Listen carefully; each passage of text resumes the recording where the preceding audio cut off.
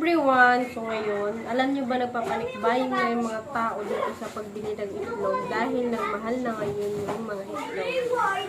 Kaya dapat naging wise tayo magbili ng egg. Dapat habang mura pa. Kung mayroon ding budget, bumili na rin. Kaya nito ngayon, ang price nito dati is 7. Ngayon, 8 na. O diba? Ganyan. Dapat mag-ano tayo. Tapos meron tayong oil. Dalawang binili. Oil. Ayan. Dalawang oil. Para ano, pampirito. Tapos, bumili din ng ano, eto, white onion. O, mahal na ng ano, onion. Tapos ito, kamatis. Yeah. Bye! Umalis ka dyan, kaya nagbibideo ako. Vlog.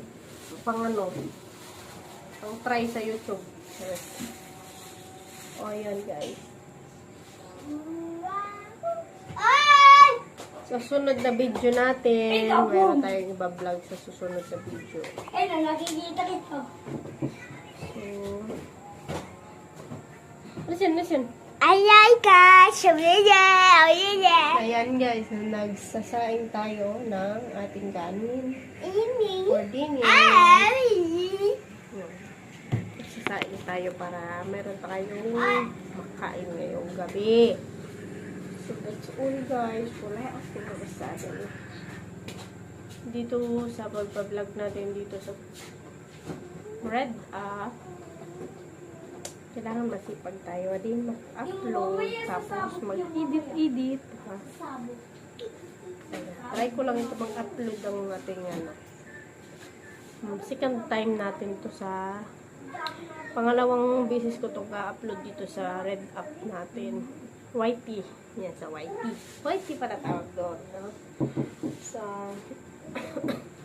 nag-search ako about YT. Sabi nila maganda raw dito. Kaya, try natin pumasok na naman sa YT at dun sa Blue Up pahirapan na ng ating earnings, no? Kaya try natin naman dito sa YT kung ano yung mangyayari. Yeah. Try lang until we ano ba yun? Try lang natin, malay natin, 'di ba? So ayun guys. Ano pa ba yung pag-vlog ko? Search lang to guys ha, pero upload ko to kasi ano, sabi ko sa inyo, try, diba? Upload natin to para